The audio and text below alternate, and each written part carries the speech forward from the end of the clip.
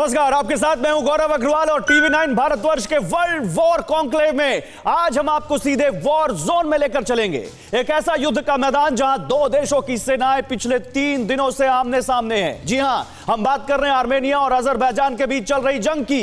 एक तरफ अजरबैजान शांति की अपील के बाद भी अपने कदम पीछे नहीं हटा रहा है, तो वहीं दूसरी ओर आर्मेनिया भी लगातार हर वार पर पलटवार कर रहा है। उधर अब इस जंग में इस्लामिक वर्ल्ड की भी एंट्री हो गई है। इस्लामिक कॉरपोरेशन ने अजरबैजान को अपना पूरा समर्थन दे दिया है। जाहिर है अब आर्मेनिया के पक्ष में भी बाकी दुनिया के देश एक एक कर खड़े होने शुरू हो जाएंगे। उधर संयुक्त राष्ट्र भी जंग के हालात को देखते हुए एक्शन में आ गया है और यूएनएससी की आपातकालीन बैठक बुला ली गई है। तो इसी पर आज हम बात करेंगे कि क्या वर्ल्ड वॉर का काउंटडाउन फिर से शुरू हो चुका है, क्या यह वर्ल्ड वॉर 3 है और क्या अजरबैजान और आर्मेनिया की यह जंग अब सारे दुनिया के बाकी देशों को भी वॉर के मोर्चे पर ले आएगी। मेरे साथ कौन कौन मेहमान है इस वक्त, पहले आपको यह बताते हैं। Major general retired Ashwini Siwach साहब हैं। सर, बहुत स्वागत है आपका। मेरे साथ रोहित शर्मा है, पत्रकार हैं, आप अमेरिका से जुड़े हुए हैं, वॉशिंगटन डीसी से। Rohit, very warm welcome to you. Priya Lalwani, पूर्व सैनिक, चीन ताइवान मामलों की जानकार, वो हमारे साथ जुड़ रहे हैं। इसके अलावा आप देख सकते हैं मेरे दो खास सहयोगी, मनीष को आप देख रहे हैं और श्रीनिवास को देख रहे हैं। श्रीनिवास एलएसी से जुड़े हुए हैं। आप दोनों का भी बहुत स्वागत है। तो हम अपनी इस चर्चा की शुरुआत करें, इस कॉन्क्लेव को आगे बढ़ाएं, उससे पहले इस वक्त की बड़ी खबर आपको बता दें। आर्मेनिया वर्सेस अजरबैजान से विश्व युद्ध की आहट अब दिखाई देने लगी है। जी हां, आर्मेनिया में रूस ने भेजी है बहुत बड़ी मदद। टर्की का अजरबैजान को सीधा मिलिट्री सपोर्ट है। तो देखिए, एक तरफ टर्की, दूसरी तरफ रूस। अजरबैजान और आर्मेनिया कहीं बहाना ना बन जाए वर्ल्ड वॉर 3 की, क्योंकि ये क्लैश बहुत बड़ा होता जा रहा है। आर्मेनिया के कई सैनिक मारे गए हैं इसमें और अब आर्मेनिया को रूस ने मदद भेज दी है। तो सवाल यही है कि क्या अब दुनिया एक और विश्व युद्ध के मुहाने पर खड़ी है? आइए आपको बिग वॉल पर समझाते हैं, आपको बिग वॉल पर समझाएंगे थोड़ी देर में कि इस पूरे घटनाक्रम को आप कैसे देखें। आपको समझना बहुत जरूरी है और अगर आप सोच रहे हैं कि इंडियन इंटरेस्ट इसमें नहीं है तो वो भी है इसमें। लेकिन पहले ये वीडियो देखिए। 10 सबूत वर्ल्ड वॉर ऑन कैसे हैं, ये सीधे आप देखिए। पहला सबूत, सीधे आर्मेनियाई सेना निशाना बनी है। अजरबैजान ने जिस तरह से उसको निशाना बनाया है, देखिए सीधे टैंकों से वहां पर गोलाबारी हो रही है। वॉर फ्रंट पर टैंक तैनात कर दिए गए हैं, ये सबूत आपके सामने। दूसरा, रॉकेट लॉन्चर से हमले हो रहे हैं दोनों तरफ से और ये बता रहा है कि कितनी इंटेंस वहां पर इस वक्त स्थिति हो चुकी है। ये दूसरा सबूत वर्ल्ड वॉर ऑन होने के। तीसरा सबूत आपको दिखाते हैं, जल्दी से तीसरा सबूत लेकर आइए। अजरबैजान का मिसाइल अटैक, मिसाइलों से भी अटैक कर रहा है अजरबैजान और ये अब तो उसके पक्ष में पूरा ओआईसी आके खड़ा हो गया है। इधर आर्मेनिया को रशिया बैक कर रहा है। तो क्या अब दुनिया लड़ने जा रही है आपस में, बाकी मुल्क भी अब यहां पर क्लैश उनके बीच होगा। रिहायशी इलाके में ड्रोन अटैक, चौथा सबूत। अब देखिए, रिहायशी इलाकों को तभी निशाना बनाया जाता है जब युद्ध जैसे हालात हों और ये रिहायशी इलाकों में ड्रोन अटैक किया जा रहा है। आर्मेनिया ने अजरबैजान का ड्रोन भी मार गिराया, ये लगातार हम सुबह से आपको बता रहे हैं। पांचवा सबूत, नारगोनो काराबाख, जहां को लेकर पूरा विवाद है। 4400 स्क्वायर किलोमीटर का इलाका, वहां टैंक तैनात कर दिए गए हैं। ये देखिए टैंक आपके सामने। छठा, आर्मेनिया में रशियन जेट, रूस के जेट आर्मेनिया में आ चुके हैं और बहुत बड़ी संख्या में रशिया अब वहां पर बैक कर रहा है आर्मेनिया को अलग अलग तरीके से। अजरबैजान में टर्की के ड्रोन, टर्की खुलकर अजरबैजान के समर्थन में आ गया है। एर्दोगान जो कि टर्की के स्टेट हेड हैं, उन्होंने साफ कह दिया है कि वो अजरबैजान के साथ खड़े हैं। वो तो आर्मेनियन लोगों से कह रहे हैं अपनी सरकार का विरोध करो। आठवां सबूत, अजरबैजान में टर्की की मिलिट्री। इससे बड़ा सबूत और क्या होगा कि जब अजरबैजान और आर्मेनिया आपस में लड़ रहे हैं तो तीसरा मुल्क उसमें घुस गया है और तीसरा मुल्क घुसने का मतलब वर्ल्ड वॉर ऑन। नवा सबूत, अजरबैजान के साथ इस्लामिक वर्ल्ड। यही तो हम कह रहे हैं कि क्या अब ये वॉर आर्मेनिया और अजरबैजान से बहुत आगे निकल चुकी है और क्या अब दुनिया के बाकी देश इसमें शामिल होने जा रहे हैं। और देखिए, आर्मेनिया के साथ आएंगे यूएस यूरोप, क्वेश्चन मार्क है, क्योंकि अभी तक दोनों की तरफ से शांति की अपील हो रही है। खुलकर उन्होंने आर्मेनिया का सपोर्ट नहीं किया है। लेकिन इस बीच एक बड़ी खबर जो हम आपको लगातार बता रहे हैं, अजरबैजान को इस्लामिक कॉरपोरेशन का पूरा समर्थन मिल गया है। आर्मेनिया से जंग में अजरबैजान को ओआईसी का साथ है। ओआईसी क्या है? इस्लामिक देशों का एक समूह है। आर्मेनिया की सेना बिना शर्त वापस जाए, ये ओआईसी ने कहा है। और यही तो अब सवाल है कि क्या ओआईसी की इस बात को आर्मेनिया मानेगा, रशिया उसकी बात को मानेगा, अजरबैजान की संप्रभुता अखंडता का ध्यान रखे, ये ओआईसी ने कहा है। आर्मेनिया अजरबैजान बातचीत से समाधान निकालें, ये ओआईसी ने कहा है। तो ये देखिए, अब सवाल तो यही है कि अभी इंडियन इंटरेस्ट की बात करेंगे, पाकिस्तान की बात करेंगे, कैसे पाकिस्तान की एंट्री इसमें हो गई है, चाइना की बात करेंगे, अमेरिका की बात करेंगे, रशिया की बात करेंगे, और अगर ये सारे देश एक वजह से आमने सामने आ रहे हैं तो वर्ल्ड वॉर जैसी सिचुएशन ही है। मनीष, आपके पास आऊंगा। सबसे पहले समझाइए जरा हमारे दर्शकों को कि आर्मेनिया और अजरबैजान की ये जंग कितनी ज्यादा अब विस्फोटक हो चुकी है और ये कैसे आगे बढ़ चुकी है। कि जैसे ही अजरबैजान की तरफ से टर्की ने ये सब कुछ साजिश रची और युद्ध करना शुरू किया, उसके बाद मुस्लिम कंट्री उसके पीछे खड़े दिखाई दिए, पाकिस्तान से भी समर्थन आने लगा, तो एक जो पूरा गुट है वो एक लाइन में खड़े हो गए। वहीं दूसरी तरफ आर्मेनिया के सपोर्ट में रूस है, फ्रांस है, अमेरिका ने हालांकि इस समय कहा है कि बातचीत से इस मसले को सुलझाया जाए। और हम अपने दर्शकों को एक दिलचस्प जानकारी दें कि इसी साल मार्च में भारत ने आर्मेनिया को हथियार सप्लाई करने का एक टेंडर हासिल किया था $40 मिलियन का, जिसके तहत 4 स्वदेशी रडार आर्मेनिया को हमने सौंपे थे। तो आप समझ सकते हैं कि एक अलग सा समीकरण बन सकता है और जिसकी आशंका आप लगातार जाहिर करते हैं। हालांकि हम सबकी प्रार्थना है कि वो स्थिति ना आए, लेकिन जो धीरे धीरे सिचुएशन बन रहा है उसमें इस बात से भी इनकार नहीं कर सकते हैं कि कभी भी ये चिंगारी विश्व युद्ध के तीसरे चैप्टर की तरफ हमें धकेल सकती है। चाइना की एंट्री कैसे हो रही है ये आपको समझाना पड़ेगा और आप समझना पड़ेगा, लेकिन उससे पहले देखिए कैसे महाविस्फोट से जुड़ी एक बड़ी ब्रेकिंग जो हम आपको दिखा रहे हैं। अजरबैजान के साथ ओआईसी यानी वर्ल्ड वॉर 3 की खबर पक्की। कैसे पक्की? अजरबैजान के साथ ओआईसी का आना वर्ल्ड वॉर 3 का संकेत है। कैसे संकेत है ये आपको जैसे जैसे शो आगे बढ़ेगा बिल्कुल क्लियर हो जाएगा। अजरबैजान के साथ ओआईसी का आना वर्ल्ड वॉर 3, क्योंकि ओआईसी एक दो देशों का संगठन नहीं है, बहुत सारे मुस्लिम देशों का संगठन है और ओआईसी के दखल से अब मुस्लिम और ईसाई देश आमने सामने। आर्मेनिया ईसाई देश है, अजरबैजान मुस्लिम देश है, टर्की मुस्लिम देश अजरबैजान को बैक कर रहा है, रशिया आर्मेनिया के साथ आ गया है इसलिए, और ओआईसी अब अजरबैजान के साथ आ गया है। ओआईसी के दखल से दुनिया के 53 मुस्लिम देश जो ओआईसी के सदस्य हैं, ये इनके दखल से ये अब मामला बहुत बड़ा हो गया है। 53 देशों की 1.8 बिलियन मुस्लिम आबादी ओआईसी से जुड़ी है। पाकिस्तान भी इसमें है, इराक भी इसमें है, याद ध्यान रखिएगा, सऊदी अरबिया भी इसमें है। ओआईसी मतलब ऑर्गेनाइजेशन ऑफ इस्लामिक कोऑपरेशन। हालांकि इसी ओआईसी में पाकिस्तान को एक बार बहुत एम्बेरसमेंट झेलनी पड़ी थी, लेकिन अब मामला आगे बढ़ चुका है। ओआईसी मुस्लिम देशों के प्रोटेक्शन और शांति बहाली के लिए काम करती है। एशिया में Iran, Iraq, Pakistan, Afghanistan, Turkey, सऊदी अरब जैसे सभी बड़े देश ओआईसी के सदस्य हैं और टर्की पहले से ही अजरबैजान का खोलकर साथ दे रहा है। यानी अजरबैजान को तो मुस्लिम देशों का समर्थन मिल गया है, आर्मेनिया रशिया का समर्थन है आर्मेनिया को, लेकिन क्या अब यह मामला और बड़ा हो जाएगा? मैं रोहित जी आपके पास आऊंगा क्योंकि आप बहुत अच्छे से पूरी जियो पॉलिटिक्स को समझते हैं। अच्छा, मैं आ रहा हूं रोहित जी, लेकिन इस बीच एक बड़ी खबर आ रही है, उसको बता देते हैं, फिर आपके पास आता हूं। अजरबैजान से युद्ध में आर्मेनिया को बहुत बड़ा नुकसान हुआ है, यह आर्मेनिया ने मान लिया है। युद्ध में मारे गए हैं आर्मेनिया के 84 सैनिक।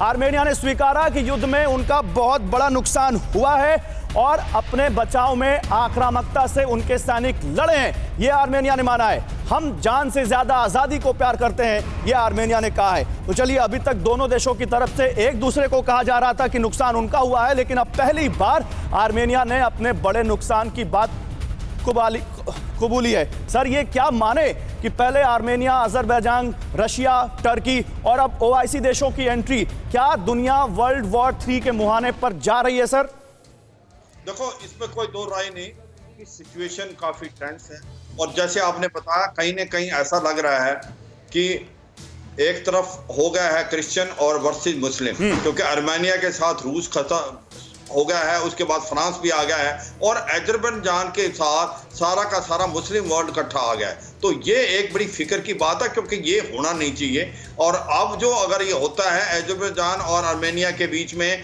अगर कुछ ना कुछ लड़ाई हो जाती है तो इसका इम्पैक्ट होगा। मैं ये नहीं समझता कि ये वर्ल्ड वार की तरफ है, ऐसी स्थिति तो नहीं आएगी। मगर एक चीज तो बहुत पक्की है कि जो मुस्लिम वर्ल्ड अभी तक बटा हुआ था वो इस कारण इकट्ठा हो गया है, चाहे वो आपका सऊदी अरेबिया यूएई था और कहीं ना कहीं ईरान और तुर्की के साथ इस मामले में। सर, लेकिन अगर जम्मू कश्मीर पर पाकिस्तान के प्रोपेगेंडा का साथ देने वाला टर्की अगर खड़ा है अजरबैजान के साथ, मैं आ रहा हूं सर, अगर जम्मू कश्मीर पर पाकिस्तान के प्रोपेगेंडा का साथ देने वाला टर्की अगर अजरबैजान के साथ खड़ा है, रशिया जो भारत का बहुत सालों से बहुत पुराना जो दोस्त है वो अगर आर्मेनिया के साथ खड़ा है, तो इसमें इंडियन इंटरेस्ट भी हमको देखना पड़ेगा। मेरा सवाल यह है कि आप कह रहे हैं कि वर्ल्ड वॉर जैसी सिचुएशन अभी नहीं है, लेकिन अगर दुनिया के पावरफुल मुल्क, रशिया के बाद जो दुनिया के सबसे पावरफुल क्रिश्चियन कंट्री हैं, अमेरिका की बात कर लीजिए, यूरोपियन कंट्रीज की बात कर लीजिए, वो अगर आर्मेनिया के साथ खड़े हो गए तो फिर क्या आपको लगता नहीं कि स्थिति बहुत ज्यादा खराब हो जाएगी? बिल्कुल हो जाएगी, इसमें कोई दो राय नहीं। ये एक पहल है, मैं ये कह रहा हूं स्थिति नाजुक है, मगर अगर इसको ये सोचें कि अभी वर्ल्ड वार की तरफ हो सकता है, ये थोड़ा सा हमने ज्यादा है। मगर अगर सिचुएशन खराब होती है तो फिर हो सकता है, मगर इस समय सिचुएशन बदल सकती है, सिचुएशन को अंडर कंट्रोल, क्योंकि अमेरिका जो है खुल के ये कह रहा है कि एक प्रकार से अजरबैजान और आर्मेनिया के बीच में बातचीत होनी चाहिए। तो कोई वर्ल्ड में नहीं चाहता ये मुसलमान और क्रिश्चियन के बीच में झगड़ा हो। ये तो एक वर्ल्ड वार से भी बुरी स्थिति हो सकती है, मगर पूरे जो देश हैं, मुझे नहीं लगता रूस भी चाहेगा कि इस प्रकार का युद्ध हो। जिस तरह से पाकिस्तान आया, बाद में ओआईसी के दूसरे देश आ गए, क्या ये मुस्लिम देशों का खलीफा बनने का भी प्रयास है इन देशों की तरफ से? इस बारे में भी बात करेंगे, लेकिन इससे पहले ये नारगोनो काराबाख है क्या जिस पर विवाद है, ये जानिए। नारगोनो काराबाख के बारे में जानिए। नारगोनो काराबाख 4400 स्क्वायर किलोमीटर, 4400 वर्ग किलोमीटर में फैला इलाका है आर्मेनिया और अजरबैजान के बीच का। आर्मेनिया की सीमा से करीब 50 किलोमीटर दूर है। आर्मेनियाई, ईसाई और मुस्लिम टर्क्स की संख्या यहां पर ज्यादा है इस नारगोनो काराबाख में, जबकि कब्जा अजरबैजान का बताया जा रहा था अंतर्राष्ट्रीय कानून के मुताबिक। आर्मेनिया की सीमा से करीब 50 किलोमीटर दूर ये नारगोनो काराबाख, आप समझ लीजिए, थोड़ा बोलने में मुश्किल है, लेकिन यही है इस वक्त जंग की वजह। इसी के वजह से इस 4400 वर्ग किलोमीटर के इलाके पर ही विवाद है सारा, जहां पर दुनिया वर्ल्ड वॉर के मुहाने पर जाती दिख रही है। आर्मेनियाई, ईसाई और मुस्लिम तुर्क की संख्या यहां पर ज्यादा है। सोवियत संघ के दौरान ये अजरबैजान के अंदर ही एक स्वायत्त क्षेत्र बना, लेकिन 1991 में इलाके के लोगों ने इसे आर्मेनिया का हिस्सा घोषित कर दिया। वहीं से 80 और 90 के दशक से ही यहां पर विवाद शुरू हो गया। फिर अंतर्राष्ट्रीय स्तर पर इसे अजरबैजान का हिस्सा माना जाता है। 1994 में युद्ध विराम के बाद भी यहां गतिरोध जारी रहा। 2020 में वहां पर जो अलगाववादी हैं उन्होंने अपने आप को आर्मेनिया के साथ घोषित कर दिया और वहीं से युद्ध शुरू हो गया। जुलाई में भी यहां पर एक कन्फ्रंटेशन हमने देखा था, पिछले साल भी देखा था। हमारे साथ प्रिया लालवानी है, जो कि दुनिया में जो इस वक्त हालात हैं उसको बहुत अच्छे से जानती हैं, समझती हैं।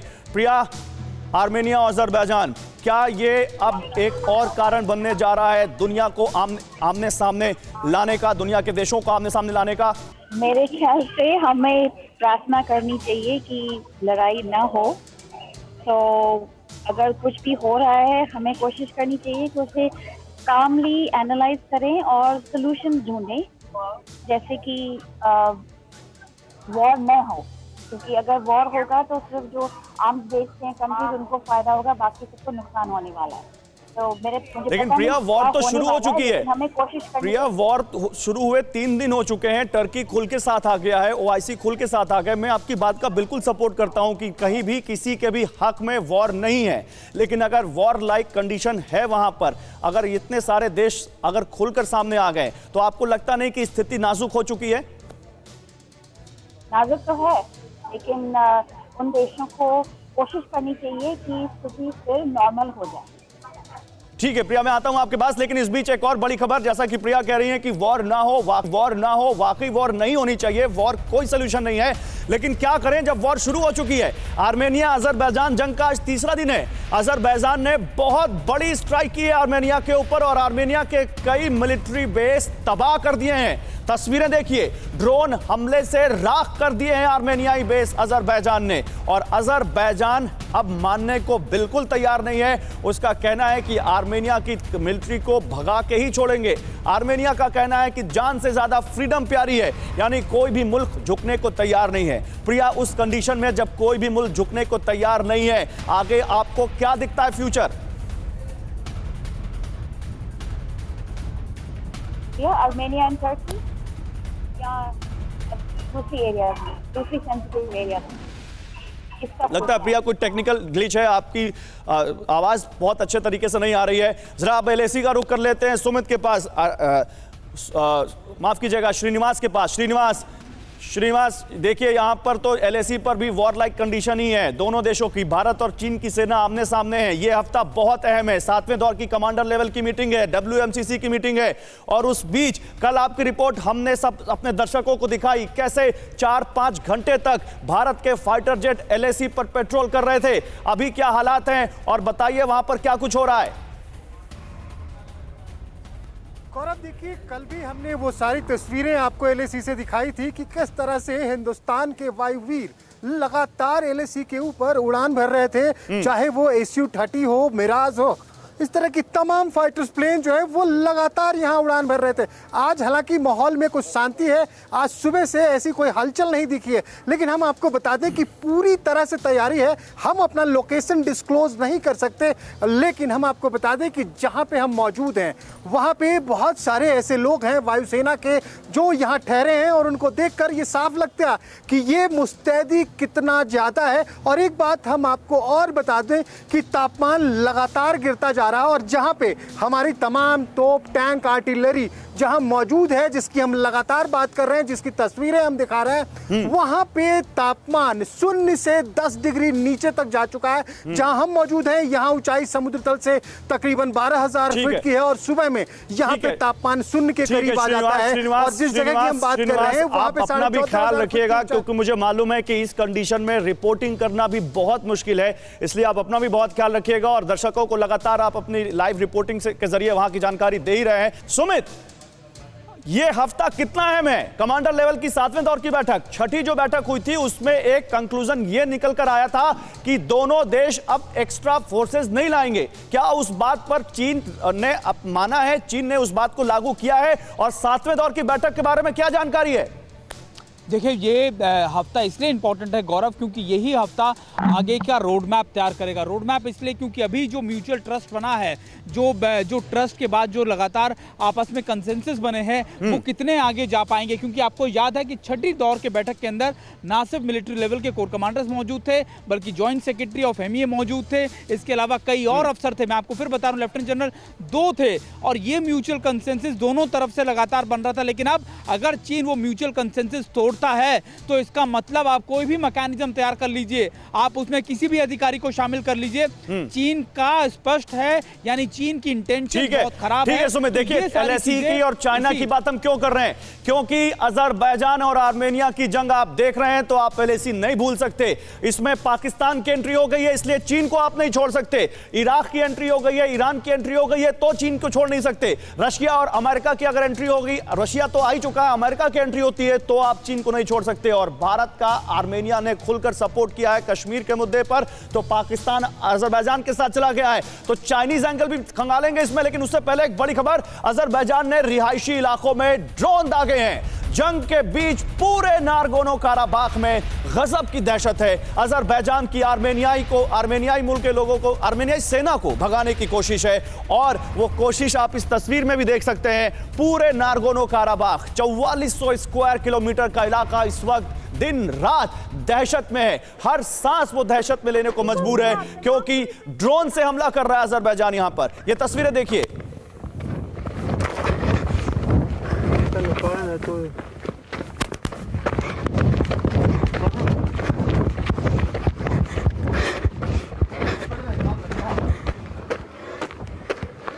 Gnadzek, afstojice inkom Gnadzek.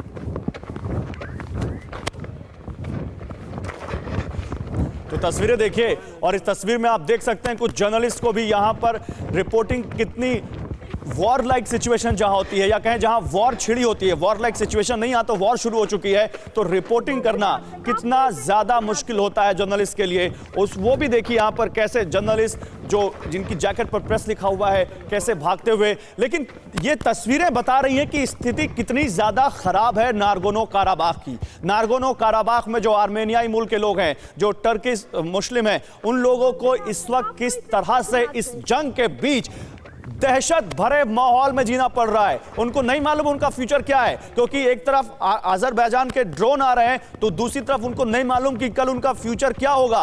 और ड्रोन से हमला कर रहा है यहां पर अजरबैजान आर्मेनियाई सेना को भगाने के लिए। एक बार फिर से आप जरा आवाज भी सुनिए, आपको समझ में आएगा कितनी ज्यादा स्थिति खराब हो चुकी है।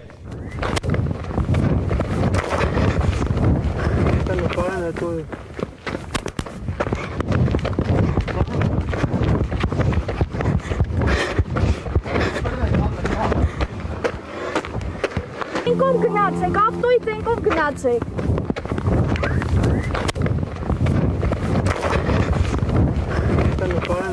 अपने नारगोनो काराबाख की स्थिति हमने आपको दिखा दी। जल्दी से अपने मेहमानों के पास चलते हैं और बात करते हैं यहाँ पर। चलिए अश्विनी सिवाज साहब आपके पास आ रहा हूं, लेकिन पहले मनीष आपसे एक रिएक्शन। मनीष, जब अजरबैजान और आर्मेनिया के बीच ओआईसी की एंट्री हो गई, टर्की की एंट्री हो गई, इंडियन इंटरेस्ट की आप बात कर रहे थे, तो क्या चाइना इससे अलग रह सकता है? क्या चाइना को अलग करके देख सकते हैं, या जहां पर पाकिस्तान पहुंच गया, जहां पर ईरान पहुंच गया, तो चाइना अपने आप पहुंच जाएगा?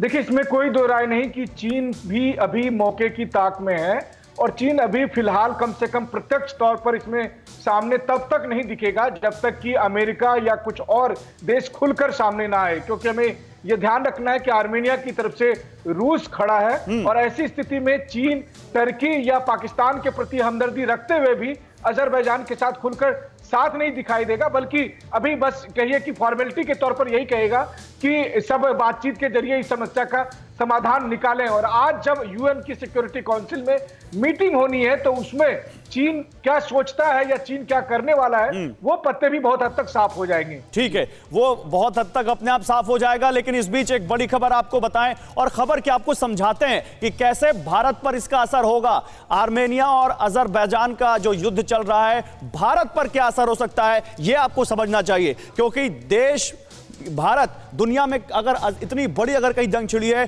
तो वो भी अलग नहीं रह सकता, क्योंकि आज ग्लोबलाइजेशन का टाइम है। अजरबैजान और आर्मेनिया दोनों के साथ ही अच्छा रिश्ता है भारत का। वन बेल्ट वन रोड बनाने का जो प्लान है, जो अजरबैजान से गुजरता है, वो आप समझिए, ये रूट ईरान के चाबहार तक और फिर वहां से मुंबई तक होगा, जो भारत का प्लान है। अजरबैजान समर्थक टर्की भारत के खिलाफ हैं, टर्की का दुश्मन रूस भारत के साथ है, और आर्मेनिया का समर्थक है। तो देखिए, एक आमने सामने का एंगल नहीं है, इधर भी उधर भी कई सारे एंगल हैं इसमें। कश्मीर पर आर्मेनिया भारत के साथ है, पाकिस्तान अजरबैजान का समर्थक है, कैस्पियन सागर के तेल पाइपलाइन पर खतरा है, तो उससे ऑयल और गैस महंगा होने का भी खतरा है, तो आपकी जेब पर भी असर पड़ सकता है। रोहित शर्मा अगर मेरे साथ हो, मैं पीसीआर से पूछूंगा रोहित शर्मा है कि नहीं। चलिए, रोहित शर्मा नहीं है। शिवाज साहब, क्या इंडियन इंटरेस्ट अलग रह सकता है, या आपको लगता है कि अगर सिचुएशन और इंटेंस होती है तो इंडिया के ऊपर भी इसका असर आएगा?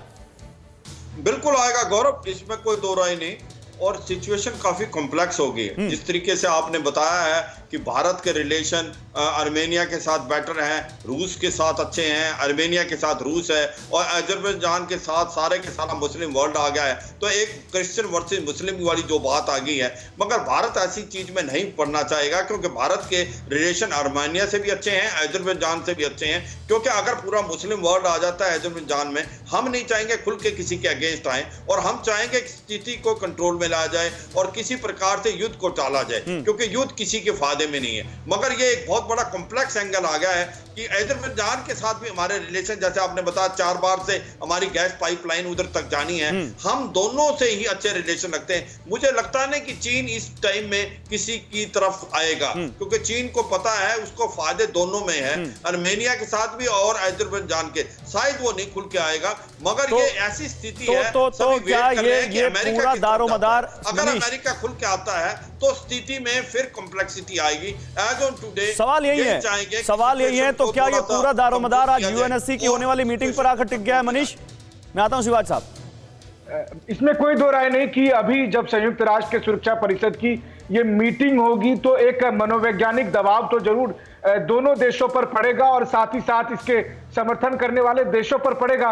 लेकिन फिर हम देख चुके हैं कि यूएन की तरफ से ये सब कुछ जो कोशिशें होती है इसका दो देशों के बीच आपसी तनाव में कितना प्रभाव पड़ता है ये हम आप देख चुके हैं। प्रधानमंत्री मोदी ने इसी के और तो इशारा किया था कि यूएन कभी कभी मूक दर्शक की भांति होता है। लेकिन हाँ, इसमें कोई दो राय नहीं कि टर्की की वजह से आज ये हालात बने हैं और अब टर्की के नाम पर ओआईसी कंट्री का उसका समर्थन तो करना। चलिए इस बात को और आगे बढ़ाते हैं। मैं आपसे इससे आगे का सवाल लेता हूं। क्या जिस तरह से पाकिस्तान की एंट्री हुई है, टर्की की एंट्री हुई है, क्या ये माने कि अजरबैजान के बहाने अब इन देशों में भी एक होड़ लग गई है मुस्लिम देशों का लीडर खुद को साबित करने के लिए? यही हो रहा है। आप देखिए टर्की के प्रेसिडेंट अभी क्या कर रहे हैं। टर्की के प्रेसिडेंट ये जताने में लगे हैं कि अब मुस्लिम वर्ल्ड का नया लीडर मैं बनने वाला हूं। अब आप जो है वो सऊदी अरब को या फिर संयुक्त अरब अमीरात की तरफ मत देखिए। और इसी वजह से वो सब कुछ कोशिश है। और आज अजरबैजान की जो ये दिक्कत हो रही है, अजरबैजान और आर्मेनिया आमने सामने कम से कम जो पिछले 2 दिन से है, ये सिर्फ और सिर्फ तुर्की के राष्ट्रपति की जो महत्वाकांक्षा है उसका परिणाम है। और उस वजह से ये सब युद्ध और वो महत्वाकांक्षा तब गलत हो जाती है जब अपनी महत्वाकांक्षा के चक्कर में आप किसी के प्रोपेगेंडा को जब एंडोर्स करने लगते हैं। जैसे पाकिस्तान के प्रोपेगेंडा को टर्की लगातार एंडोर्स करने की कोशिश करता रहा है अलग अलग मंचों पर। लेकिन इस बीच एक बड़ी खबर, अजरबैजान के हमले में आर्मेनिया को भारी नुकसान। रॉकेट और ड्रोन हमले में बड़ी तबाही हुई है आर्मेनिया में हमले से कई घर बर्बाद हो गए हैं। तस्वीरें आपको टैंकों की, मिसाइलों की, रॉकेट लॉन्चर की लगातार हम दिखा रहे हैं। आप देखिए कैसे यहां पर टैंक तबाह हो रहे हैं। आप सोचिए जब टैंकों की हालत है तो एक आम रिहायशी इलाके में घर की क्या हालत होगी जब उस पर यह गोला बारूद गिरेगा। और यही हो रहा है नारगोनो काराबाख में, यही हो रहा है आर्मेनिया में, और यही हो रहा है दोनों देशों की सेनाओं के बीच। कई घर बर्बाद हो गए हैं। शिवाज साहब, क्या यहां पर आपको लगता है कि अब केवल और केवल यूएनएससी के पास ही इसका सॉल्यूशन है और वही इस जंग को रोक सकता है? काउंसिल को अभी इनिशिएटिव लेना पड़ेगा और इस युद्ध को रोकना पड़ेगा। और एक बड़ी अच्छी बात बताई गई कि टर्की कहीं ना कहीं चाहता है कि मुस्लिम वर्ल्ड का लीडर बने और सऊदी अरेबिया और यूए की जो लीडरशिप को चैलेंज करे। और कहीं ना कहीं ये हो रहा है क्योंकि जब जितना अजरबैजान की तरफ टर्की का आ गया है और ओआईसी इकट्ठे मिलकर आ गए तो इस तरफ कुछ कहीं ना कहीं इशारा है। और ये पूरे वर्ल्ड के लिए बहुत अच्छी बात नहीं है। जिस प्रकार से एर्डोगन एक डिक्टेटर टाइप का लीडर है वो पूरे वर्ल्ड के लिए खतरा है। अगर इस टाइप की लड़ाई होती है अजरबैजान और आर्मेनिया के बीच में तो ये पूरे वर्ल्ड के लिए एक प्रकार की अच्छी बात नहीं है। पर आप जैसे बता रहे हैं अजरबैजान ने आर्मेनिया को काफी नुकसान पहुंचाया है। याद रखो रूस आर्मेनिया के साथ खड़ा है और रूस अपने सारे हथियार आर्मेनिया को देगा। तो अगर लड़ाई होती दोनों के बीच में खुल के तो नुकसान बहुत भारी हो सकता है। और मुझे लगता है कि ऐसा नुकसान रुकना चाहिए क्योंकि ये किसी न किसी हद तक। और जो एर्दोगान के बारे में आपने बात की है सर, जो एर्दोगान के बारे में आपने बात की है, चाहे वो हागिया सोफिया हो या दूसरी जो सेकुलर इमारतें थी टर्की की, किस तरह से उसे मुस्लिम धर्म के प्रतीकों में बदला एर्दोगान ने, दुनिया ने देखा है। मैं आ रहा हूं सर आपके पास, लेकिन इस बीच एक बड़ी खबर, आर्मेनिया और अजरबैजान युद्ध में यूएन का दखल जो हम बात कर रहे हैं, लेकिन दखल क्या है? दखल यह है कि अभी तक केवल मीटिंग बुलाई गई है। एक आपातकालीन मीटिंग आज होनी है यूएनएससी की आर्मेनिया और अजरबैजान के मुद्दे पर। और यूएनएससी के बारे में प्रधानमंत्री बोल चुके हैं कि ये 1945 की दुनिया नहीं है, इसमें अब आप चेंजेस लाइए। अभी तक आप कैसे उन्हीं सारे पैरामीटर्स पर दुनिया को चला सकते हैं जिन पैरामीटर्स पर 1945 में यूएनएससी का गठन हुआ था। और अब यहां पर जो यूएनएससी की मीटिंग है उसमें सबका रुख देखना होगा। उसमें चाइना है, उसमें अमेरिका है, ब्रिटेन है, फ्रांस है, रशिया है, और इन सब का रुख अब देखना होगा कि यूएनएससी की इस मीटिंग में क्या होता है। लेकिन मनीष, आपसे एक सवाल और लेना चाहता हूं मैं, क्या इस चीज को और आगे बढ़ाएं? अगर यहां पर आर्मेनिया के खिलाफ अजरबैजान के साथ टर्की और पाकिस्तान मिल गए हैं तो क्या इस फ्रंट का इस्तेमाल, अगर ये और ताकतवर होते हैं तो भारत के खिलाफ भी हो सकता है? जम्मू कश्मीर के मुद्दे पर एर्दोगान का रुख तो दुनिया देख रही है। देखिए, सबसे बड़ी बात तो यह है कि भारत ने टर्की के प्रेसिडेंट को यह जवाब दिया था कि उन्हें यह समझना चाहिए कि दूसरे देश की संप्रभुता की वो कैसे इज्जत करें और दूसरे के आंतरिक मामले में दखल नहीं देनी चाहिए। और यही बात कश्मीर को लेकर भी लागू होता है, यही बात आर्मेनिया और अजरबैजान के उस विवादित इलाके को लेकर भी लागू होता है, जहां पर कि दोनों देश पिछले कई दशकों से अपना अपना दावा कर रहे हैं। ऐसे में टर्की के प्रेसिडेंट की यह महत्वाकांक्षा, भले ही कश्मीर को लेकर जो कुछ कहे, लेकिन आज भी मैं यही मान के चलता हूं कि 193 कंट्री में पाकिस्तान, टर्की और चुनिंदा एकाध छोटे मोटे मुल्कों के अलावा पूरी दुनिया इसमें उनके विचारधारा से सहमत नहीं है। हाँ, एक बात आखिर में जोड़ना चाहूंगा आपकी बात से कि सैमुअल हंटिंगटन ने जो बात कही थी क्लैश ऑफ सिविलाइजेशन को लेकर, आर्मेनिया अजरबैजान का युद्ध कई बार उसी तरफ इशारा करता है, क्योंकि एक तरफ मुस्लिम कंट्री और उसके गुट है, वहीं दूसरी तरफ ईसाई आबादी वाला देश। ठीक है, ठीक है। मनीष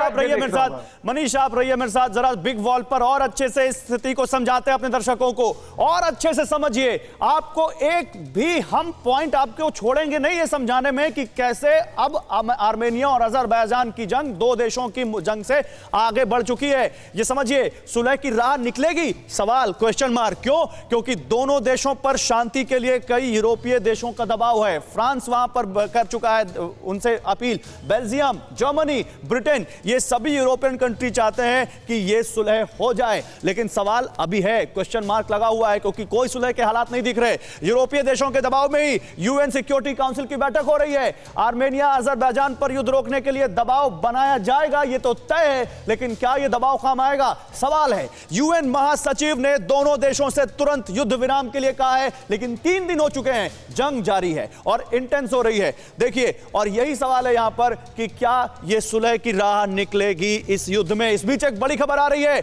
और वो जानिए, आर्मेनियाई आर्टिलरी का अजरबैजान पर तगड़ा प्रहार। तो पलटवार कर दिया आर्मेनिया ने, अजरबैजान के टैंक को उड़ा दिया है आर्मेनिया ने, और अजरबैजान के साथ आर्मेनिया की जो जंग चल रही है, एक नया वीडियो, ये वीडियो आपकी टेलीविजन स्क्रीन पर देखिए, कैसे आर्मेनिया ने अजरबैजान के टैंक को निशाना बनाया है। एक ही धमाके में अजरबैजान का टैंक ध्वस्त, डिफेंस सिस्टम से उड़ाए गए अजरबैजान के सैन्य उपकरण। और आपको मालूम है अजरबैजान को यह सैन्य उपकरण कौन दे रहा है?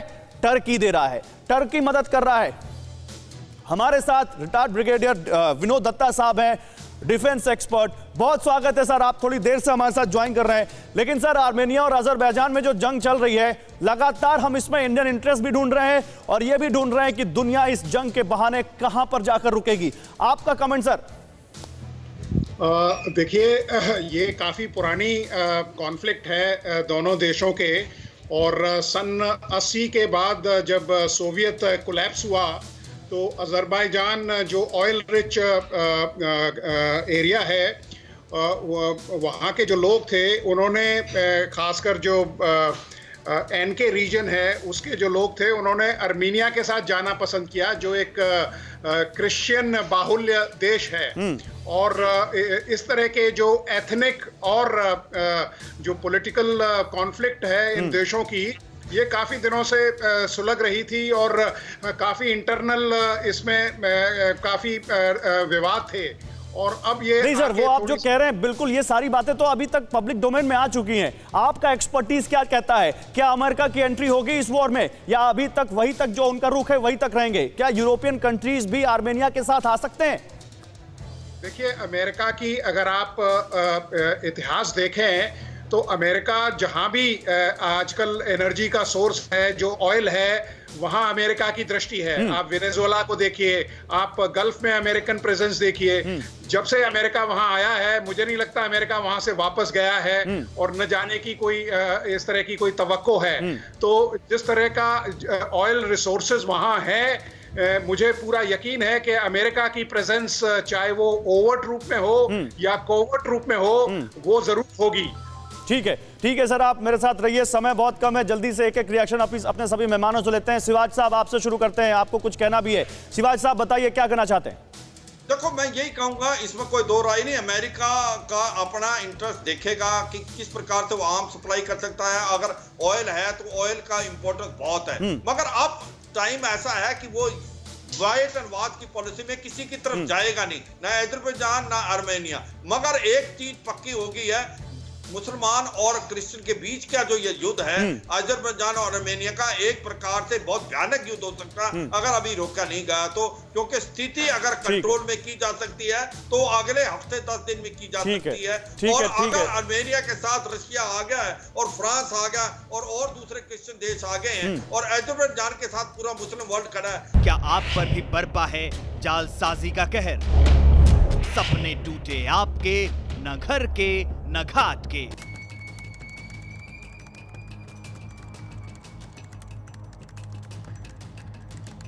देखिए लूट घर हर रात 9:30 बजे। फिक्र आपकी। तो ये ठीक है, बहुत बहुत शुक्रिया सर आपका, बहुत शुक्रिया सर आपका। विनोद जी आपका भी बहुत शुक्रिया। माफ कीजिएगा सर, समय खत्म हो गया। विनोद जी माफ कीजिएगा, आपको ज्यादा वक्त इसलिए नहीं दे पाए क्योंकि आप देर से जुड़े हमारे साथ। बहुत शुक्रिया आपका। और मनीष, सुमित और श्रीनिवास आपका भी बहुत शुक्रिया। लेकिन अभी यह हमारी पेशकश, हमारी ये कवरेज थमेगी नहीं, क्योंकि आज दिन भर world war conclave TV9 Bharatvarsh पर जारी रहेगा।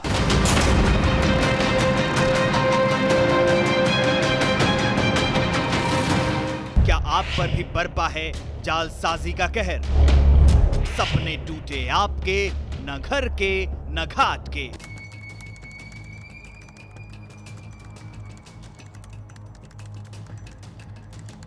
देखिए लूट घर हर रात 9:30 बजे। फिक्र आपकी।